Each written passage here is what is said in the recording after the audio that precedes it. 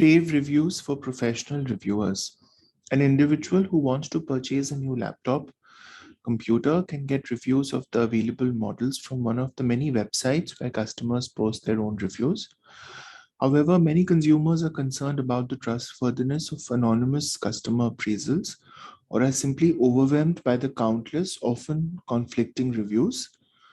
There is a growing demand for the objective, reputable reviews provided by a professional reviewing service. So here we have two sentences. Many consumers are concerned about the trustworthiness of anonymous customer appraisals or are simply overwhelmed by the countless, often conflicting reviews. So that's one sentence. And there is a growing demand for the objective, reputable reviews provided by a professional service. So we need to join these two independent sentences. So just a comma between them is not correct. If I say now that there is a growing demand, then that segment becomes incomplete. So it can't come after a semicolon. So is fine, right? Because a comma with a so indicates that the two sentences are being joined. So this looks good. Okay, therefore also makes sense, but therefore has to start a new sentence. So that can only come after a semicolon. So D is also wrong. Those who enjoy trying new products and sharing their opinions may even consider becoming professional reviewers who conduct sizable product research and report on their findings. Okay, spacious, pervasive, and extensive. So for product research, I think the best answer would be extensive. People who conduct extensive product research. Spacious has a physical connotation, so it can't be used for product research. Pervasive is something which is present everywhere, so doesn't fit the context. And sizable also, I think, has a physical connotation, so doesn't fit. As the example of David Heim, who worked for more than 25 years at Consumer Reports, a leading reviewer service, shows, the field is ideal for those who want to use their expertise to provide honest information to consumers while learning about the latest technologies. Now here, this part is additional information because the main sentence is, as the example of David Heim shows, the field is ideal for, and so on. So we can demarcate this information either with a pair of dashes or a pair of commas. But since I already have a closing dash, I would have to need a starting dash. So C is the best answer. Professional review services like Consumer Reports, the Wirecutter, and the Sweet Home often offer expert advice. Its technicians run tests on products such as cars, electronics, appliances, and household supplies. So here I need to use the pronoun for professional review services. So it has to be the plural pronoun there. ITS is the singular pronoun, so that is wrong. R is incorrect because we have to refer to third person. And these is also wrong because I'm talking about their technicians, the technicians who work for these. Their technicians run tests on products such as cars, electronics, appliances, and household supplies, a task as exciting as it is difficult, given that professional reviewers often have to anticipate industry trends. Haim recalls, for example, a time in the 90s when managing editors at his company held a meeting to discuss a product many are not even hearing of: digital cameras.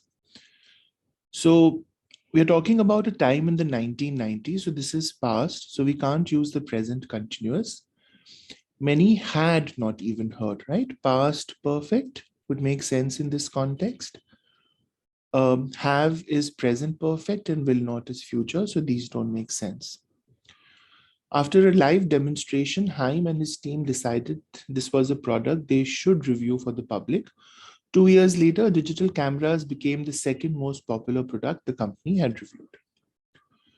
Professional reviewers' commitment to fairness and accuracy should be particularly appealing to consumers since, according to market research, product testers try all brands, not just the most popular ones. For example, a 2014 study found that 50% of those surveyed believed that businesses sometimes write negative reviews about competitors, and a further 18% believed businesses did so often. Okay, so now we have to introduce the main point of the paragraph, and we can see that it's about consumer trust, right? In reviews, there is a lack of trust in reviews. So, professional reviewers, their opinions can be particularly appealing to consumers since product testers try all brands, not just the popular ones. Um, since looking at non-professional reviews makes it difficult to spot market trends, consumers often prefer the cheapest products regardless of quality. People have many reservations about online customer reviews. So D is the best answer because we are talking about those reservations in the next few lines. The fact that product testers try all brands, not just the most popular ones, that's not relevant because it's not, the reservations are not related to trying different brands or spotting market trends or what consumers prefer, right? So in context, D is the best answer. For example, a 2014 study found that 50% of those surveyed believed that businesses sometimes write negative reviews about competitors. So this comma doesn't make any sense because there is no break in the sentence here. In fact, the best answer would be C. You don't need any punctuation. If you put two commas around this, that just doesn't make sense because that makes it additional. And you can't have a colon at the end of a incomplete segment, right? You need to have a complete sentence before a colon. So D is also wrong.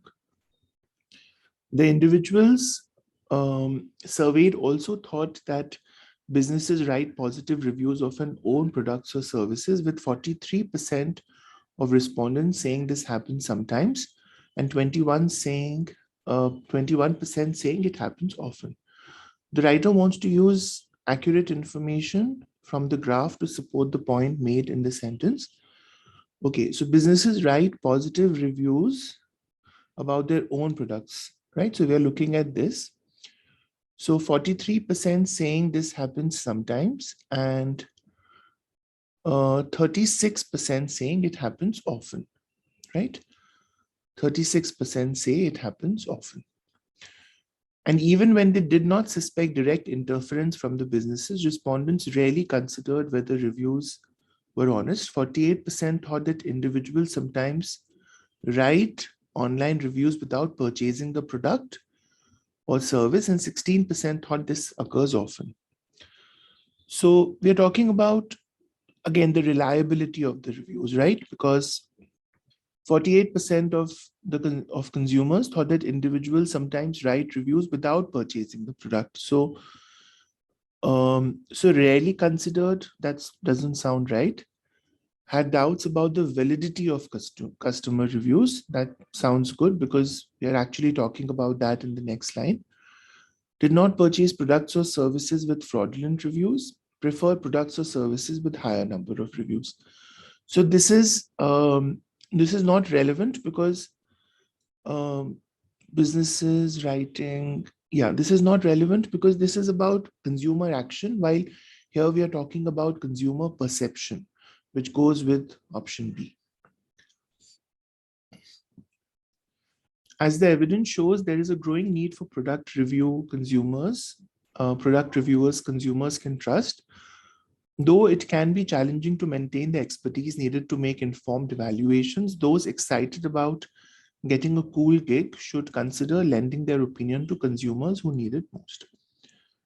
Okay, so we are talking about best transition from the information. So as the evidence shows is a good transition because we have actually presented evidence in the previous paragraph. So I like A.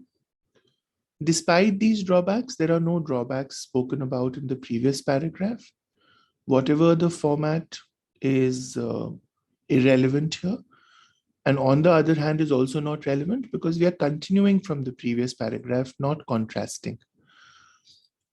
Okay, and here we want to use a formal expression. So those excited about getting a cool cake Working in a cutting edge career, snagging a job that's all the rage, acquiring employment at the forefront.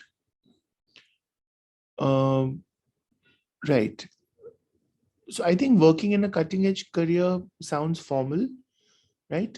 Cool gig is definitely not formal. Snagging a job is not formal. Acquiring employment at the forefront just sounds exaggerated, right? So B is a good option. Okay, let's rate this. 23.